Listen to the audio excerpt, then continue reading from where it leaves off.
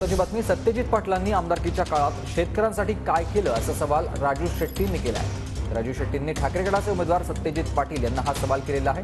शेतकऱ्यांसाठी किती वेळा सत्यजित पाटील रस्त्यावर उतरले असा सवाल शेट्टींनी केला. तर मी स्वतः शेतकरी आहे आणि हे कुणाला सांगण्याची गरज नाही असं सत्यजित पाटलांनी उत्तर देताना म्हटलंय. राजू शेट्टींच्या टीकेला सत्यजित पाटलांचं आपण हे उत्तर बघतोय. वर्षे ते आमदार होते. 10 वर्षाच्या काळात आमदार असताना किती शेतकऱ्यांचे प्रश्न मांडले याची जरा माहिती जनतेच्या माहितीसाठी त्यांनी द्यावी. किती वेळा ते रस्त्यावर उतरले शेतकऱ्यांच्या प्रश्नावर.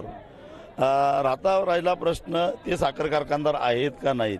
त्यांचे वडील गेली 30-35 वर्ष एका साखर कारखान्याचे व्हाईस चेअरमन आहेत आणि आज त्यांच्या प्रचारासाठी सगळ्या साखर कारखान्याच्या यंत्रणा सज्ज आहेत. शेतकऱ्यांना धमकी द्यायचं काम चालू आहे, पण शेतकरी त्यांना कात्रजचा घाट दाखवतील. मी उमेदवार हा शेतकऱ्यांचा आहे, जनतेचा आहे, सर्वसामान्यांचा आहे आणि मी स्वतः एक हाडाचा शेतकरी. मला कोणाला सांगण्याची गरज नाही.